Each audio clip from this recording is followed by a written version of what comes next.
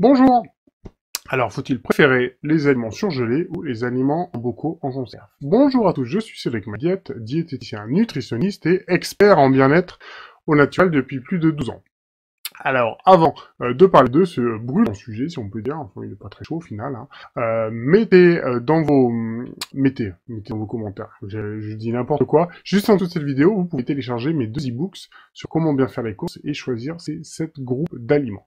En plus de ça, si vous voulez, vous pouvez mettre un petit pouce vers le haut et vous abonner à la chaîne, alors là, vous serez tout simplement parfait, même si vous l'êtes déjà, bien évidemment. Alors, revenons au sujet du jour. Donc, est-ce que il faut plutôt manger des aliments issus des bocaux, des conserves ou du surgelé? Alors, clairement, le surgelé aux yeux des personnes est vraiment bien mieux que le bocaux. D'accord? Les bocaux, ça fait un peu grand-mère. On pense que c'est pas de la mauvaise alimentation, alors que le surgelé, c'est super, c'est top, c'est jeune. La preuve en est, hein, la plupart des grandes enseignes, eh ben, ont le surgelé, enfin le rayon surgelé augmente, et puis vous avez même des enseignes spécialisées dans le surgelé qui cartonnent avec des bons produits, souvent des produits en plus chers. Donc le surgelé a vraiment, on va dire, le vent en poupe. Tout fonctionne bien, les produits sont bien, donc ça je le confirme. La valeur nutritionnelle seulement est parfaite. C'est vrai que souvent les lieux de fabrication sont très proches des lieux de production, donc de ce fait-là, l'aliment dès qu'il est cueilli, il est surgelé, et pour ça, c'est très bien.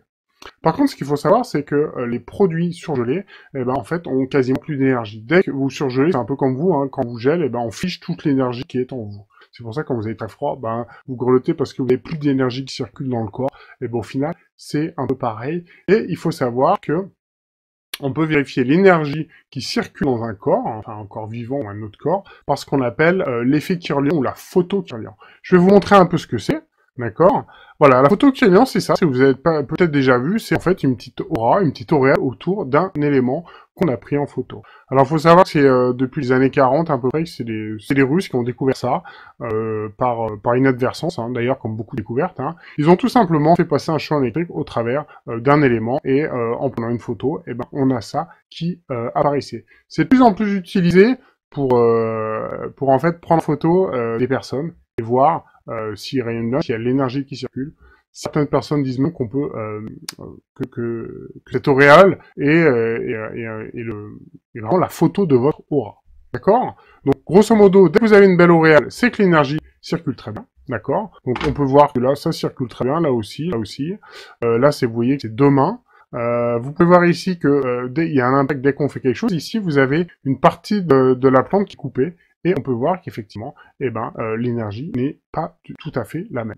Voilà, après on peut voir ça sur plein d'autres choses. Là, on peut voir vraiment qu'il y a des belles auréoles. Et en fait, je retrouve pas la photo que je veux, mais là, vous voyez ce beau champignon. Eh ben, donc c'est un champignon frais. Et si vous prenez un champignon surgelé, eh ben, on peut dire que l'auréole est quasiment proche de 0.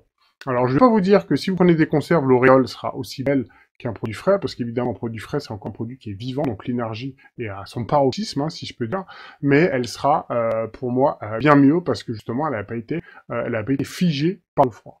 Deuxième point, des conserves et des bocaux, pourquoi je conseille ça?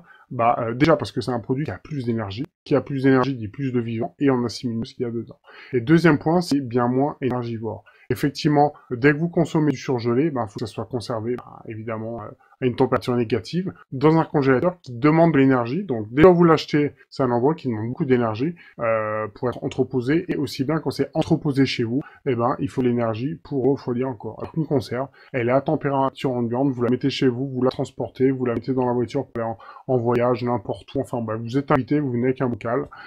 Vous me direz que ça c'est pas trop, mais plutôt si vous partez manger pour vos vacances, enfin bref, le produit ne sera absolument pas altéré. La preuve en est, des conserves ont été découvertes avec des dizaines d'années de retard, enfin de date de consommation dépassée, même dans l'eau, et le produit n'était pas du tout impropre à la consommation.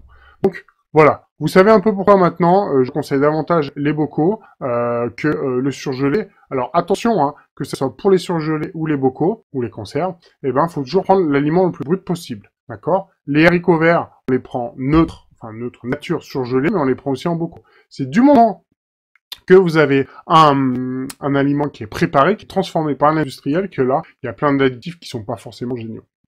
Mais que ça soit pour le bocaux ou la conserve, que pour comment ça s'appelle, le surgelé, là c'est pareil. D'accord? Petit rappel, pourquoi je conserve les bocaux, moins énergivores, plus d'énergie, et ça, du coup, se conserve et se transporte bien mieux.